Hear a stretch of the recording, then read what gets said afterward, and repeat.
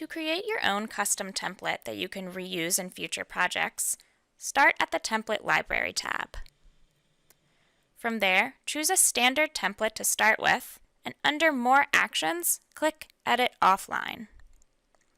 In your starting template draft, leave the data fields blank. Make any additions and deletions that you would like to include in your custom template.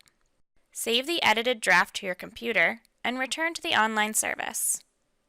Under the Custom Templates sub-tab, use the Import Template button to import that template draft from your computer.